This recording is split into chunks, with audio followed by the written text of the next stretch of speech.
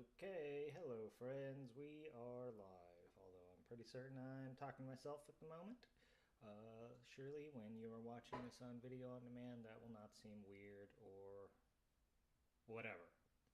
Um, Today we are covering the how it's made for the second song of Mechanics of Mysticism, which is called "A Journey with the Plant Spirits."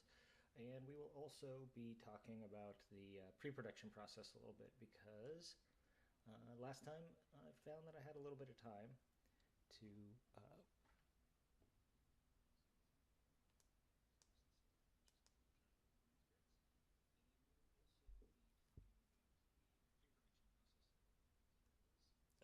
Sorry, I'm listening to myself on this, which is not what I want to be doing. Okay, so I hope this is loud enough. Now all of a sudden I'm afraid it's not loud enough. Maybe I should turn up. I have a new audio setup, so you have to forgive me.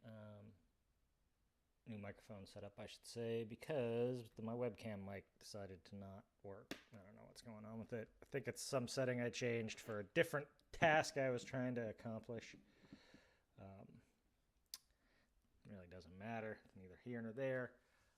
Hope you can hear me okay. If there's someone in the chat, I think that's me in the chat, honestly. Be great to know if the audio is okay or if it needs to be a little bit louder. I can boost it up a little bit here, give it a little, maybe that's half a dB of gain, maybe a full dB of gain. I don't know. This microphone might be a little too I don't know, too dynamic. Whatever.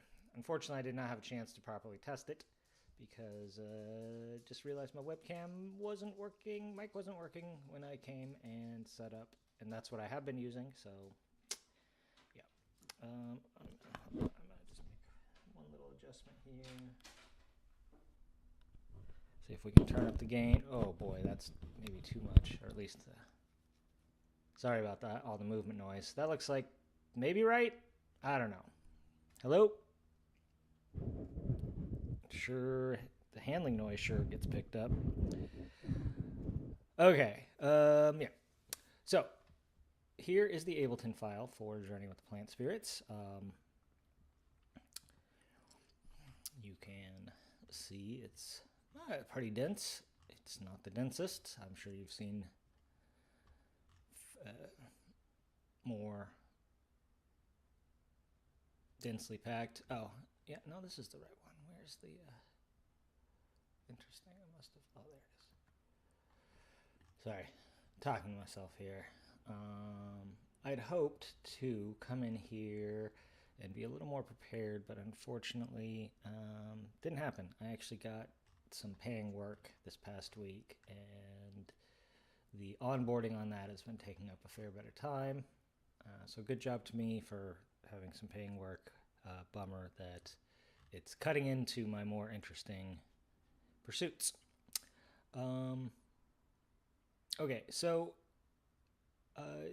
wanted to touch on, before we get into the nitty gritty of how this was made, a little bit of the pre-production process, because I think it's somewhat interesting. And I also think that it's become an important part of my process over the last two albums, and so it's worth worth discussing a little bit. Basically, starting with my previous album, two previous albums before Mechanics of Mysticism, Psychedelic Ghost Stories. Starting with Psychedelic Ghost Stories, I implemented a pre-production phase as sort of the kickoff to recording. 2 weeks to a month. The first time I did it, I just did 2 weeks. This last time I did a month. 2 weeks is maybe not quite long enough, and a month is maybe a little bit too long. That's Murray. Hi, Murray. You want to say hi? Say hi to the people. Hi, Murray.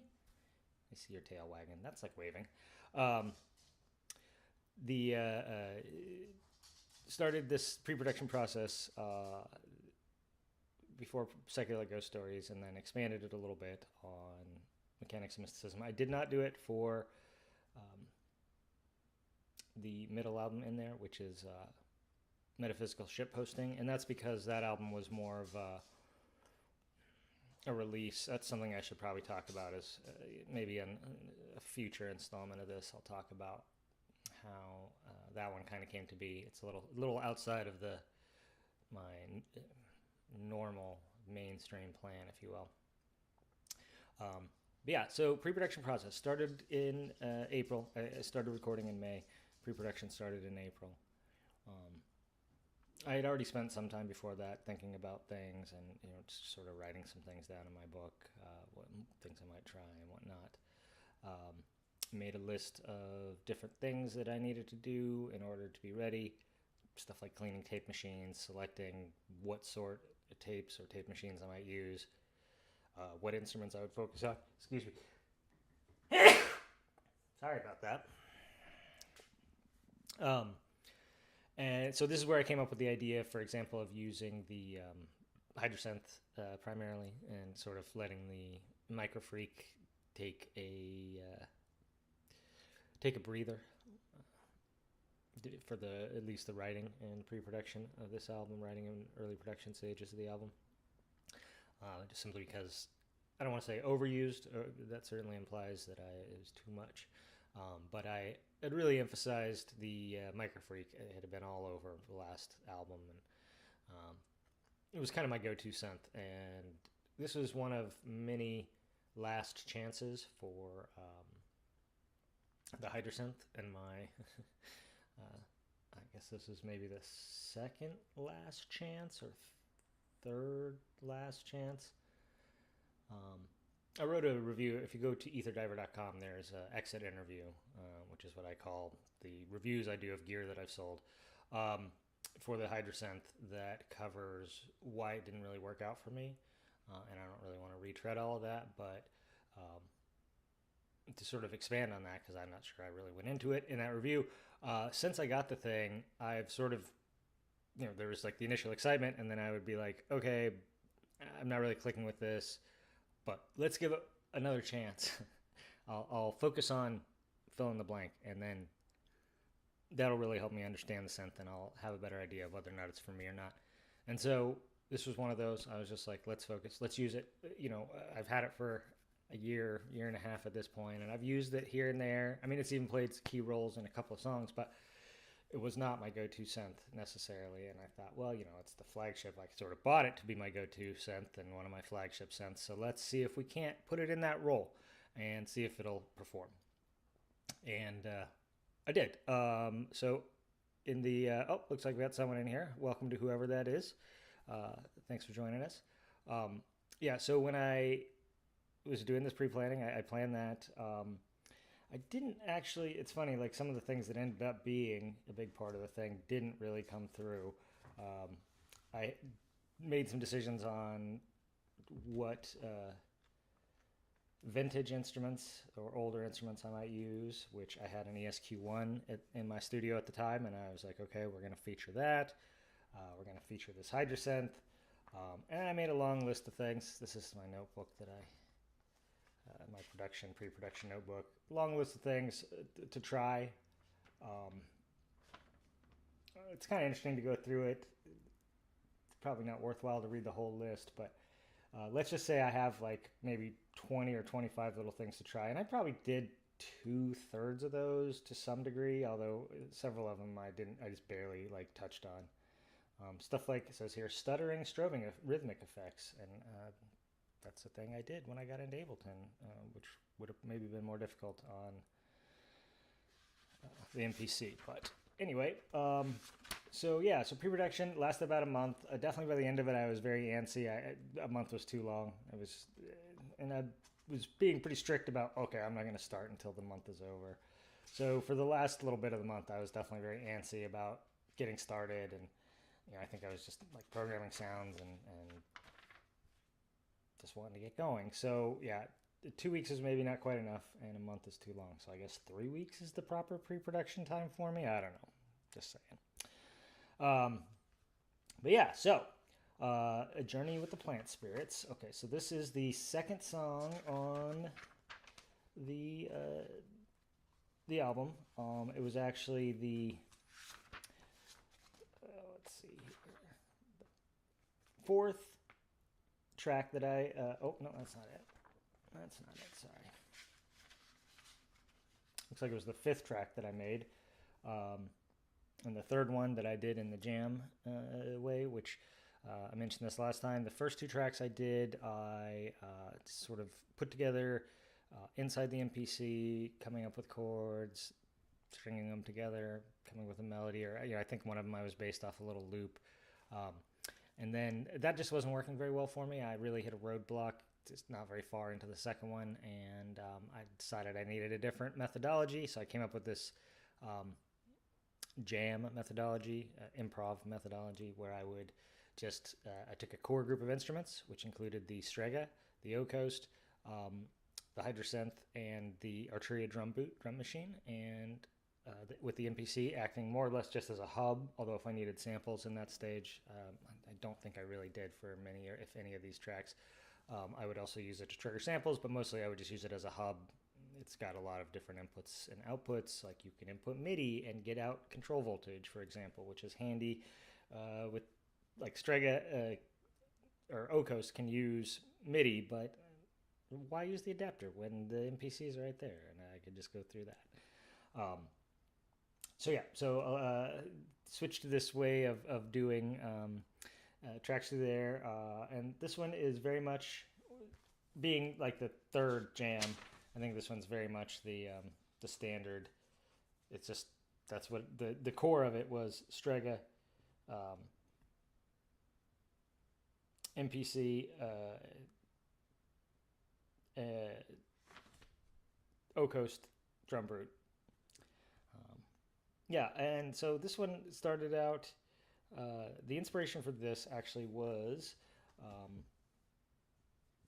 the model cycles, the electron model cycles. I don't know if you're familiar with that instrument. It is a little groove box, an FM groove box that uses the electron workflow, so-called, to do drum machine things, groove box things, and it's a handy little drum machine slash groove box. It doesn't just do drums. It's primarily a drum machine, but it also is a groove box. Anyway, it has a chord engine. That's what I'm trying to spit out here. The chord engine lets you pick a chord type, like a minor chord, for example, and then you can kind of play minor chords, and you can shift the chords, like, the idea is that you would use it to, you would program, like, you're smart enough to know what your chord sequence is, and so this one will be a minor chord, and then that one will be a major chord, and this one.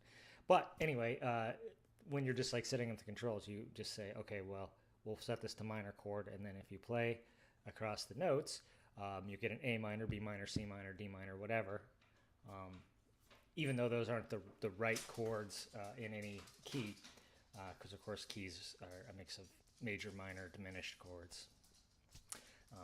So if you just string a bunch of minor chords together, that's my other dog, by the way, his name is Little Bit, you get a very interesting sounding and kind of classic, actually, sound that's reminiscent of old bleep techno and early IDM and stuff, and which is in part because they would do stuff like sample a minor chord, put it on a key, and then just play it chromatically, so you get a bunch of transposed minor chords, and you get these weird sort of sounds. Anyway, with the model cycles, I was playing with it. One day when I had it, I put on the chord engine, and I started just playing a little chord progression of all minor chords, just screwing around, just pressing chord buttons, and I came up with a little chord progression, and I thought, okay, this sounds pretty cool, so on my next album, which is this album, I should do that. I should make an album, or make a song that just uses all minor chords, so it's going to be like half right, or more than half right, and then one or two borrowed chords, and just see what it sounds like, because again, it reminded me of this early bleep techno stuff, like LFO, that's what I'm talking about there. That's Sheffield bleep techno sound. Specifically, LFO is what it reminded me of. I know there's other bands in that scene, but LFO is the one that I grew up with, and so that's what I'm thinking when I say that. So, when it came time to do the album, came time to do the second or third jam here, and I thought, hey, let's do the chord thing. So I use the chords D minor, B flat minor, G minor, and C minor. Excuse me. Which are almost in the key of C minor. So the song overall is in the key of C minor, but with some borrowed chords that aren't actually in C minor. And that's why it has that sort of uneasy, if you will, chord sound. And it's the very beginning of the song, so let's just play it. And here, I'm going to put on my headphones so I can hear what y'all are hearing. And hit play here. Oh, it's already playing.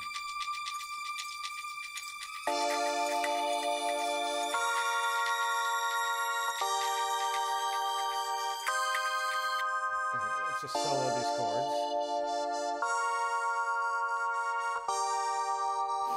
So if you see what I'm talking about,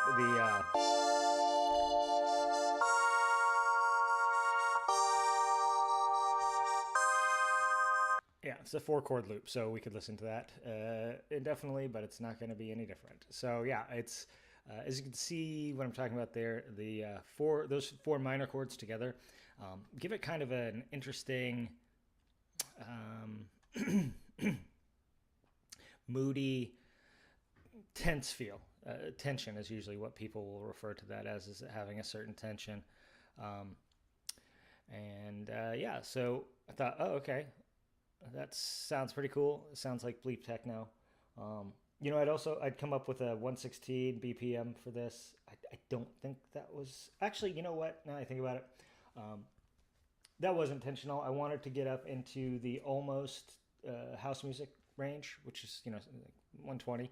So certainly you could pitch this track up to 120 pretty easily. Like it's like +2 or something like that, +3 maybe, which is usually well within the range of what you would be playing. As a DJ, people aren't typically afraid to pitch it up to +3, but that would only get you to like 120. So I mean, obviously it would have to be a pretty chill set. But that was intentional. I knew that, like I said, from my experiments with the model cycles, I knew it had sort of a bleep techno vibe, and so I was like, okay, let's get this at a bleep techno tempo and see what comes out. And this is what came out. Let's go ahead. I'm going to go ahead and play this, and so we can kind of just get a sense again of what's going on.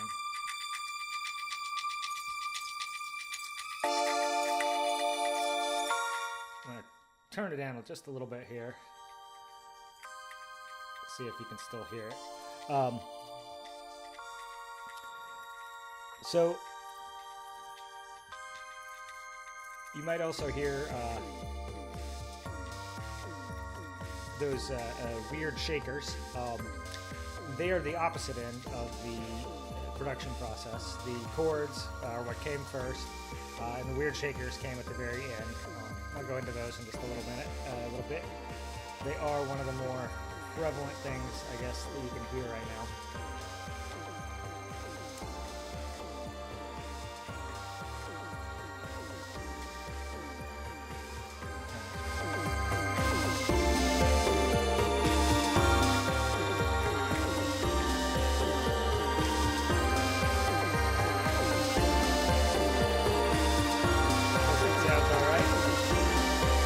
Hey Justin, how's it going, man? You should let me know how the sound is, by the way. I've been flying blind. I made some changes to the setup, but I didn't really have time to test them effectively, so I don't know if I'm like coming in super hot with the vocals, or you can't hear me at all, or what. So feel free to let me know.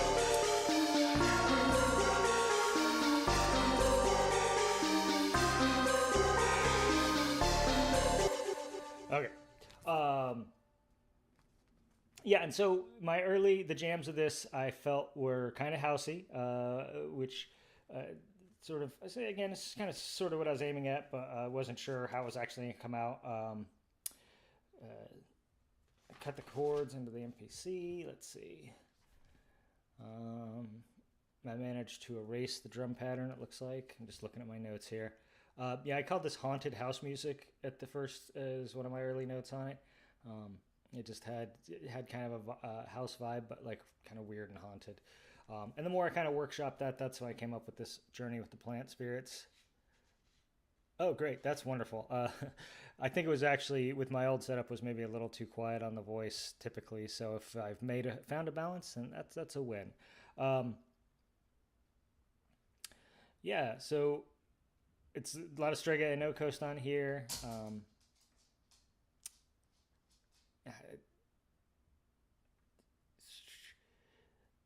Just reading through my notes. So, and I apologize. I had this grand design that I was going to be much more organized for this second one of these, but then I got a job. It's not a job, but I got some paying work earlier, like last week, and kind of blew up all my plans because I have to pay a bunch of attention to it, and I did not get a chance to work on this. Oh, so yeah, at some point after I cut all this up into the MPC, let's keep going here. Oops.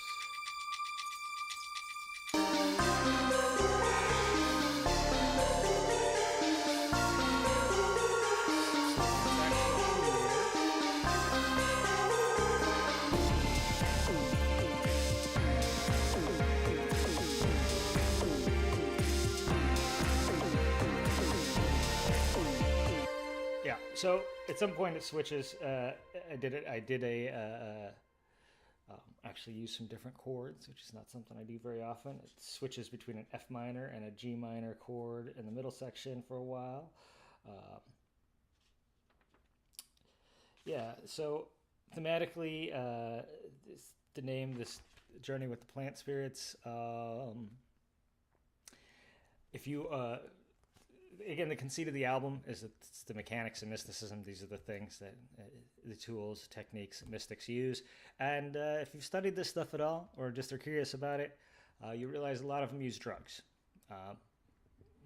Typically, in olden times, plant-based drugs, and a lot of that shamanism and mysticism is tied in with a belief that these plants contain spirits. And when you imbibe them, you go on a journey with the plant spirits, and they show you things. And that's what that's it. That's the theme. For the record, although I know you're not supposed to advocate for illegal, I'm not advocating for illegal activity. Let me say that. However, if where you live, or you can go someplace where journeys with plant spirits are legal, you should do that. I highly recommend. And I think you should listen to this song or some of my other music while you do it.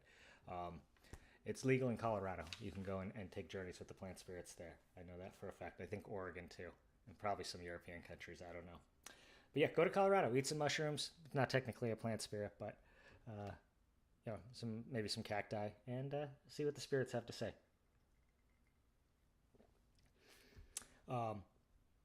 This has lots of different layers of percussion and bass. Like, here, so that bass is, yeah, chord changes in electronic music. I know, who does that?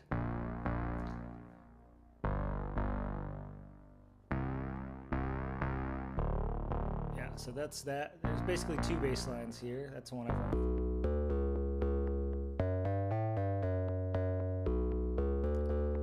That's the initial bass line I came up with. I think this is the O coast. Some of these I have better notes on than others. This one does not say, for example, what instruments are doing what for most of these parts. So if I didn't write it in the notes, it doesn't say. I think that's the O coast, but I could be wrong. And like I said, the chords, like these chords here. Yeah, this is... Oh, actually, I think these might be back to the original chords again. This here. Yeah. So this is me vamping between an F minor and a G minor chord, just going back and forth. But it kind of makes this nice bridge. Is this the bridge? I mean, it's not really a verse, chorus, bridge structured song, so it's hard to say that it's the bridge. But it serves a similar purpose to a bridge, certainly, in context.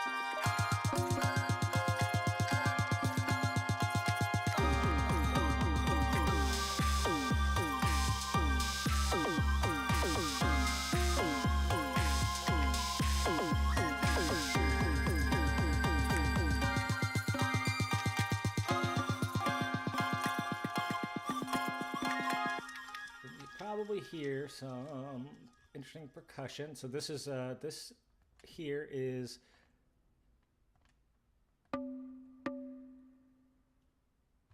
a Pigments patch. Actually, it comes with Pigments. It's called Natural Drums. It looks like I made some minor. I don't know what I did to alter it. I'm sure it was minor, whatever it was. I twisted a knob of some kind. But yeah, it uses a couple of comb filters and a little bit of noise to excite the comb filters to do some cool percussion, which is a fun trick to do on any synthesizer. So yeah, that's that. Let's close this here. Close window. Okay. This is pretty interesting. This is. I did these sort of towards the end. This is one of the things in my pre-production when I was like, oh, things to try. I was wanted to try doing some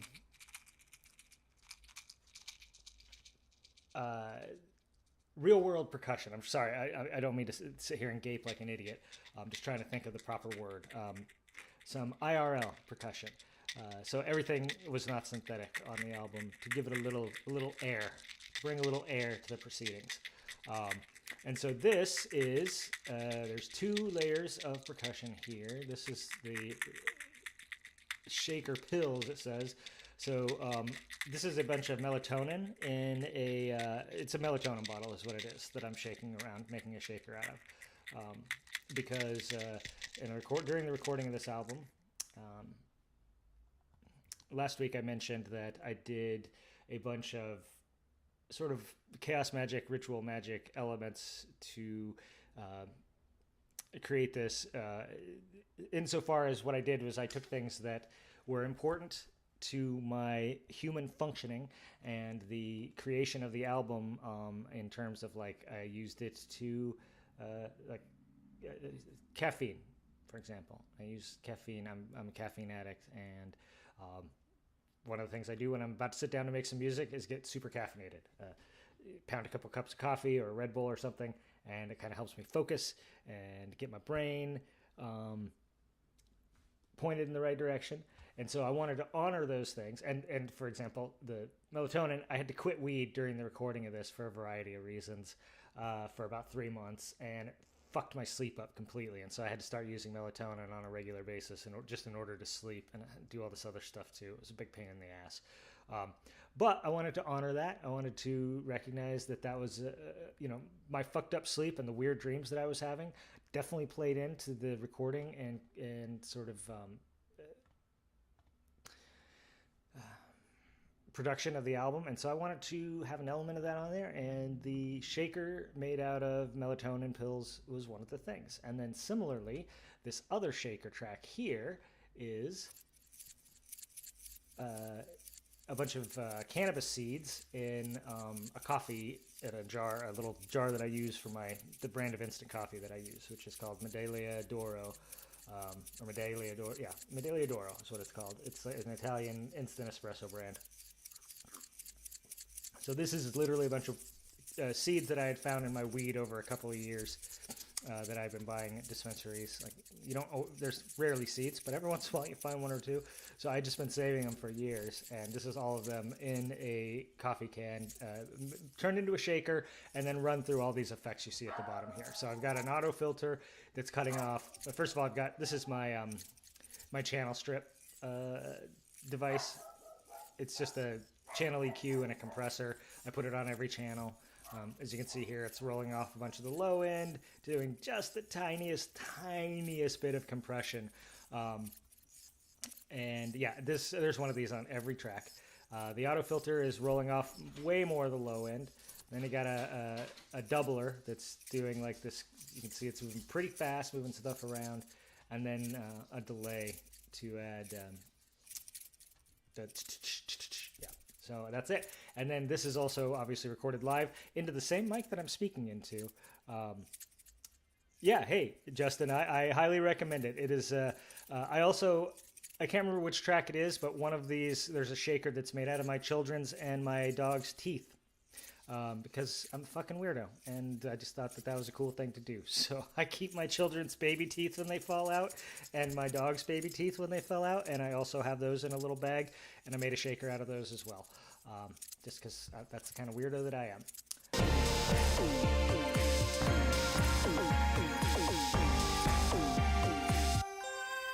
So this here is now moving on away from the more realistic things and into the just production stuff. This is a wave station plugin that is playing. It's a preset that came with the wave station plugin, which is the kind of nice thing. If you buy a wave station plugin, it comes with every patch basically ever released by Korg, and probably some third parties comes with it. And so it's pretty nice. And so yeah, this is just me doing some support for the chords. Here we can actually hear. I can include them.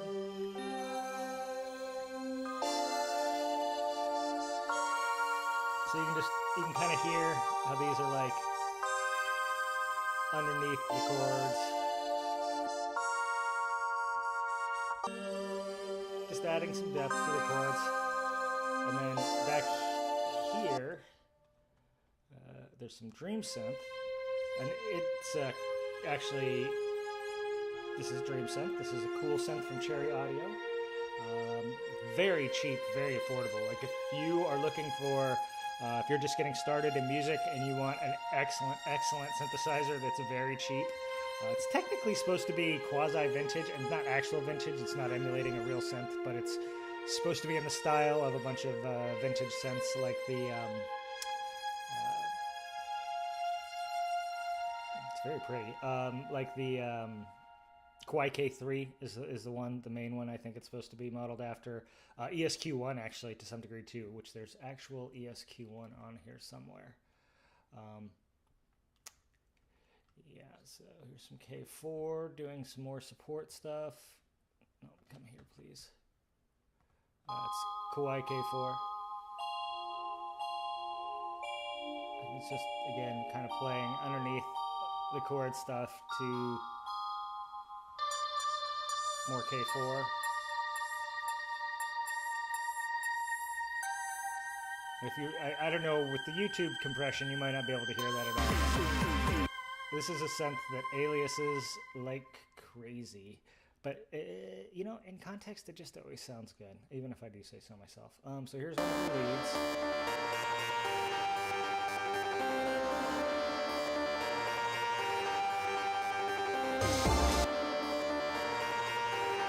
Okay, so that's labeled easel, so it's probably the Okos running through the Strega, like a dual voice.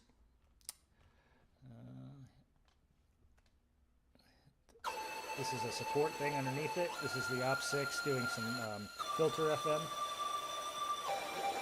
A very noisy, breathy sound, similar to granular synthesis.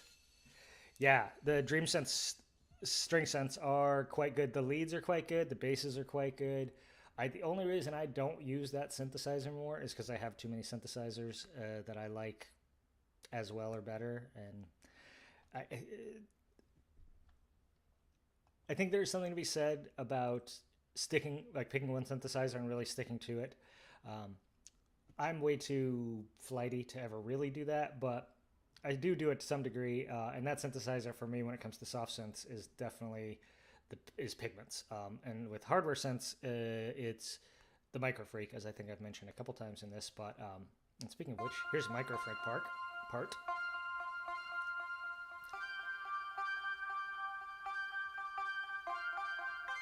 And this is, again, just layering up the lead, playing different parts of it on different instruments at different times.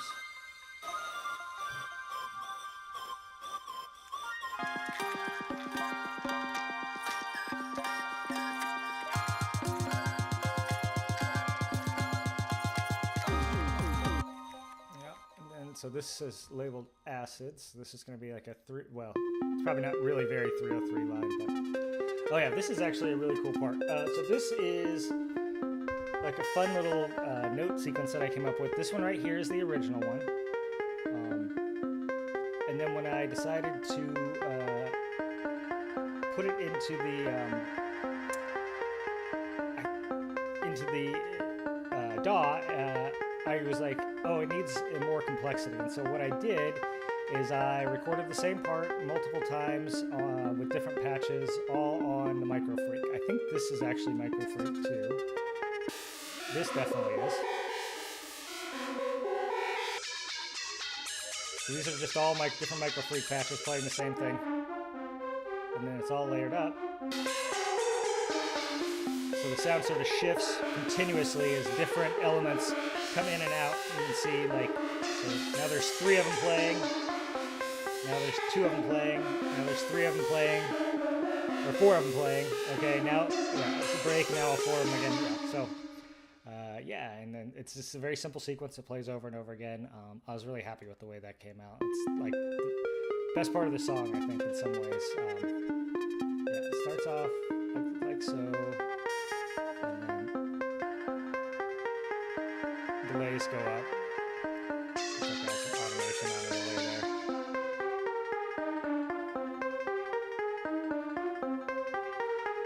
And then in context,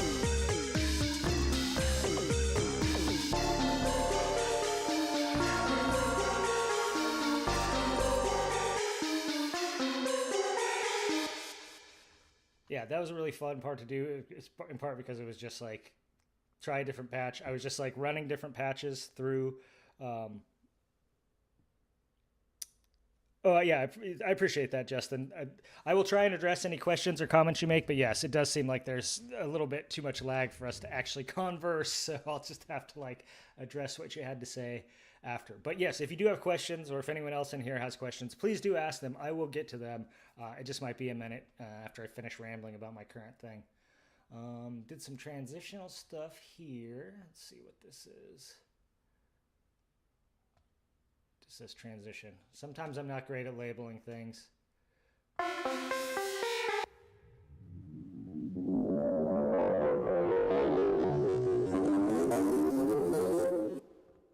what is that? That's, you know what that is? I don't know what that is. It might be me scraping a bass guitar string.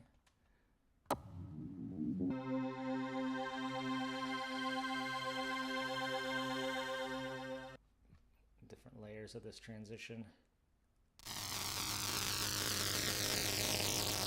That layer is a little 8-bit soft synth called BitFXR that just generates samples of 8-bit sounds, and then that's the Minibird 2 doing a sweep.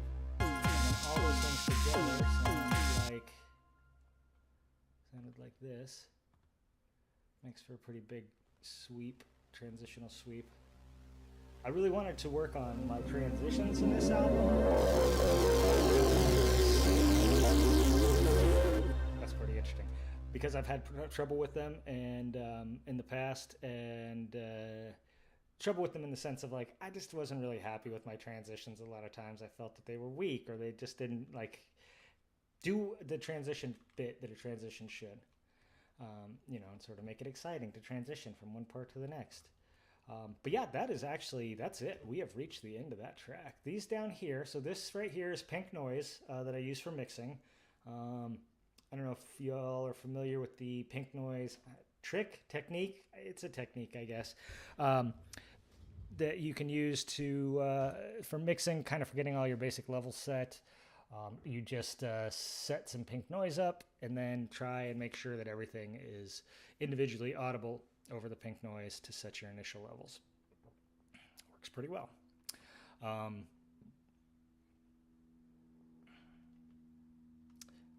Let's see. Oh yeah, right. We could go through different instruments here. So I got operator on here for, yeah, this sound here. That was one of the transition, like the musical part of that transition. That's operator. Yeah, this is a sample that I think says transition. I don't. Is it saying no? It doesn't. It might be something I just created specifically for this, or it might be something that I just pulled out of my library. Although the fact that it says transition suggests that I probably made it specifically for this. Micro Freak here. Yeah, Op6 on here doing that filter sound, that filter FM sound. Tons of Micro Freak in this part. Bunch of K4 here, Dream Synth, Wave Station. Pigments doing this percussion part. And yeah, drum root drums. And that's basically it. And this bass line, it doesn't say what I used.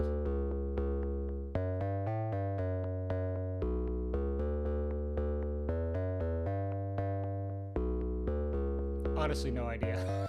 It could be the O Coast. It kind of sounds like the O Coast, but I'm not positive. Oh, and we could go into...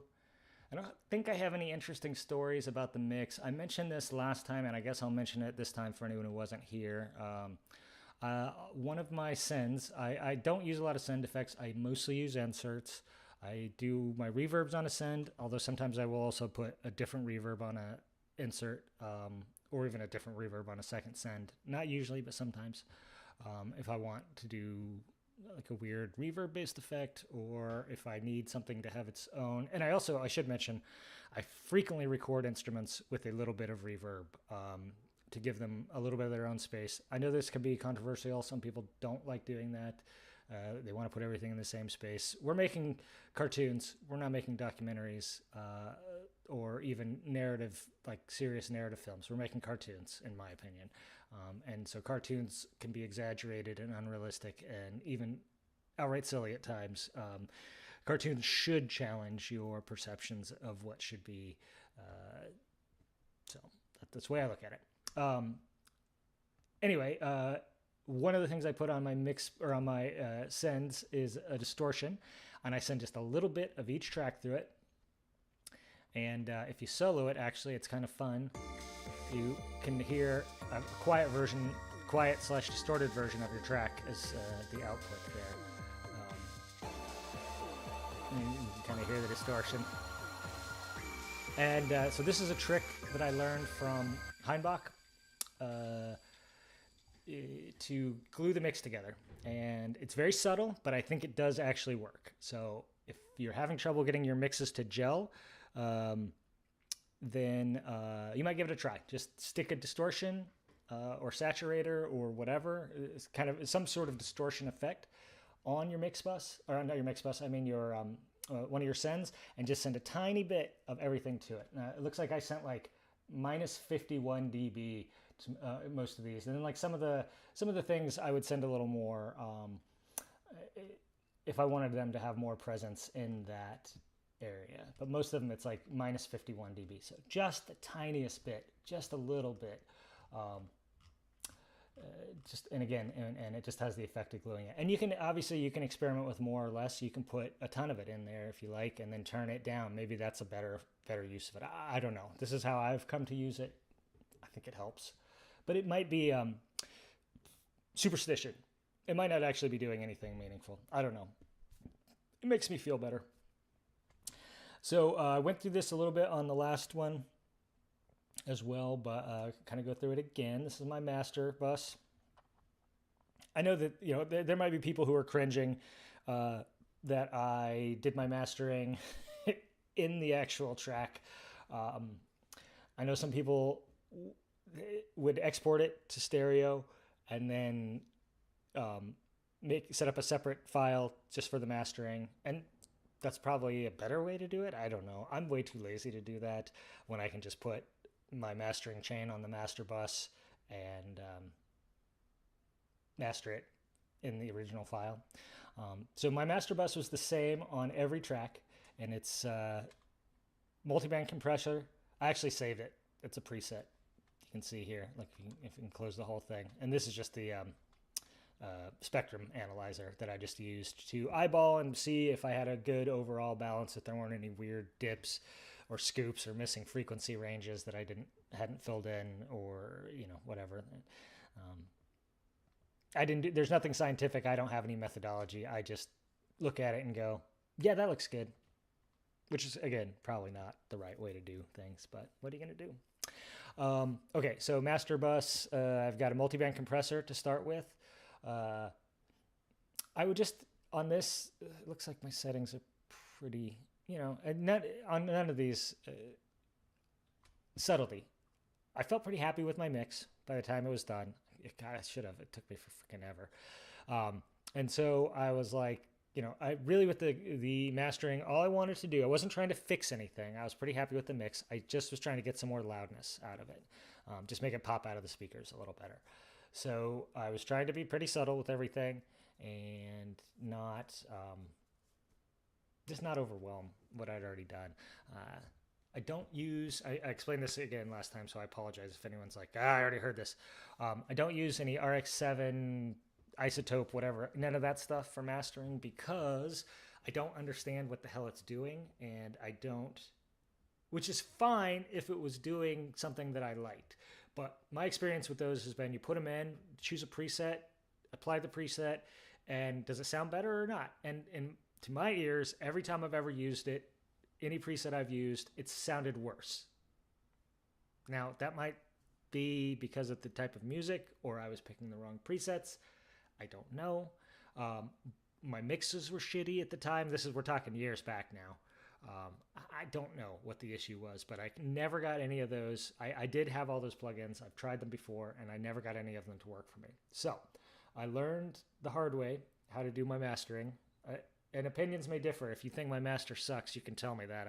You won't hurt my feelings too much. It's not something I place a lot of pride in. It's just like, I believe it's functional. But my thought process was like, I would rather understand what's going on so I have some control over this process than just have to hit blindly at a button and hope that somehow it spits out something I like at the end. So I went to doing it this way. This is my second or third attempt at properly mastering, rather than just the other thing I do to master is just absolutely blast something into a cassette tape at like way hotter than the cassette is designed to take. And you get a master that way because essentially it's a clipper. You just like driving it, a clipper and saturator, nonlinear distortion, and a little compression because the tape does all those things for you. The tape and the preamps or whatever, if there are any. Okay, anyway, so start with the multiband compressor. This was the newest addition to my mastering chain, suggested by a bunch of different people, and I tried it out, and it actually works pretty well because sometimes you're just like, you're listening to your mix and you're like, oh, the mid and the highs seem pretty good, but the low end's kind of flabby or whatever, and so this lets you dial in compression just where you need it. As you can see, these are relatively minor settings. Everything's like boop, boop, just barely moved off, 69% output. Okay, then that goes into a glue compressor that's also set to very mild settings. I think this one is actually set to the same settings in every single one of the songs. It's this 3 milliseconds of attack, automatic release, 2-to-1 compression, negative 6.67 dBs, 3 dBs of makeup, and all the way wet. Then into a saturator, just adding a little bit of color. I think this might actually also be like the same, just like a generic setting like these two. I think maybe are the same on everything. EQ, I obviously just use for by ear. It's also very mild. As you can see, there's almost nothing going on here. I'm rolling off a little bit of low-end sludge because sometimes there's just crap left from the modular. Inaudible frequencies, basically, that still do weird things to the mix. There's just a tiny, tiny bit of cut here, 0.87 dB cut at this. I'm sure what it was is there was a frequency there that was poking me in the ear. And so I cut it the minimum amount I could to make it not unpleasant. And then a master limiter. This is the color limiter. So this is not Ableton's built-in limiter. It is a Max for Live patch called Color Limiter that comes in, I think it's in 2 or 3 even different Max for Live sets. So if you have Ableton Suite or Ableton Standard, but you paid for the Max upgrade, I know some people have done that. Highly recommend this over the built-in limiter. Some YouTuber had recommended not using the Ableton limiter. It's kind of universally accepted that the built-in one isn't very good. I don't know. I'm not smart enough to say. But I was like, okay, good enough. If everyone hates it, it's good enough for me. I'll just use this other Ableton branded one. So that's what this is. Fairly minor settings again. It's called the color limiter. So I guess it does, it colors, they acknowledge it colors the signal. I don't know, whatever. So yeah, that's my mastering chain. Like I said, I mastered it all in the track, which I don't know if you're supposed to do that, but I did. And yeah, that's it. That's the track. So, used up most of our time. Let's see. How about questions? And then if there aren't any questions, I'll give it a couple minutes for any questions to come in, because I know you guys got to catch up with where I'm at. And then I will let the song play us out, and we'll be done. Justin, thank you. If it sounds good, it is good. I agree with that. I don't think that there's any such thing as a objective standard of mastering. I guess that's an interesting thing. Okay, so again, might be controversial. I do not use reference tracks, in part because I don't feel like my music sounds... You're like, oh, find a track that sounds like what you want yours to sound like. Use that as a reference. That is great advice if such a thing exists. And I'm not trying to be conceited here. I don't think I'm some special entity that's creating something that's never existed before. That's not what I'm saying. I just have not heard anything that I can think of that matches the sound that I'm going for. I could like pull in some old Coil records or Legendary Pink Dots or whatever, but and those have a similar sound to what I'm shooting for, but they're very much of their time. They're produced on very different gear. I just don't. I just have never found a reference track I felt comfortable using. It's as simple as that. So I don't use reference tracks. So that's one thing I do/don't do that I think a lot of people find weird. And the other thing I don't do is I don't use any fucking metering at all, except for my ears. And the built-in metering on here, like, the little fake VUs or, and then like this, if you count this master spectrum analyzer as like metering, then I use that metering as well. But I'm not targeting it to a certain LUFS or anything like that. Like, I barely know what that stuff means, in part because I don't care. I'm not trying. I just don't consider myself to be in competition with anyone. I don't put my stuff on streaming, so it's like, oh, your shit's gonna sound terrible going through. Oh, that's good to know, Justin. Yeah, except because there's always this sort of, what do you call it? Standard practices, and if you don't follow the standard practices, sometimes you feel like you're out on a limb a little bit, but. The reason I'm not following them isn't because I'm like, I'm too smart or too clever for this. It's just, I was like, oh, okay, reference track. Cool, I can do that.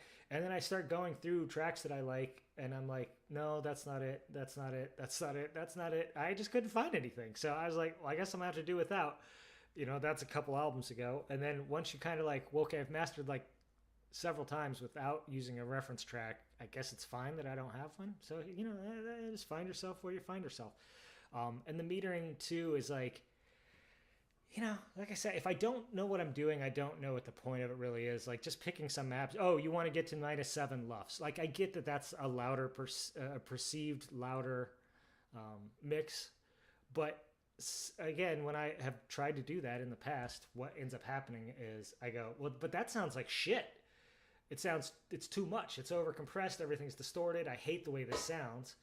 So, I can only get it to sound right to me when it's at a different LUFS or whatever. And so I just was like, you know what? I'm not going to worry about this. I'm not going to put something out that like checks a bunch of boxes. Oh, it's at -7 LUFS and it matches my reference track or whatever. Whatever. Here's my little check boxes. And so it's done. It's right. But I think it sounds like ass. I would rather it sounds like good to me and that someone's like, I wish it was louder, and I'm just like, cool, turn it up. I don't know what to tell you. It sounds right, and if you turn the volume knob up on your stereo, it will get louder to a certain extent. So anyway, that's my approach. I'm certainly no expert at it. I've only properly mastered 2 albums ever, and if I'm being completely honest, the master on Psychedelic Ghost Stories I think it's only okay. It's a little murky.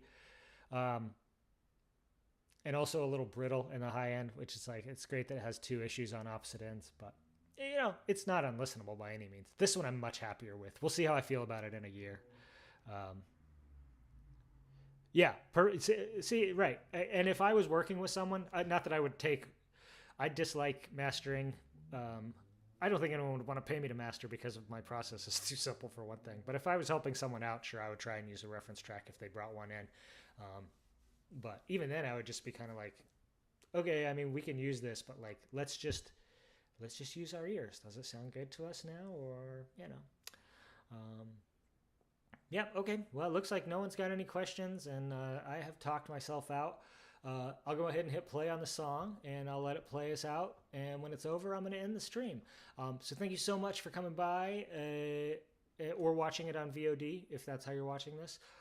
If you are watching it on VOD and you have questions, leave them in the comments, or come find me on etherdiver.com or on Blue Sky as Etherdiver, and ask your questions there, and I'll be happy to answer them. I am more than happy to answer any questions about my music or the music making process in general.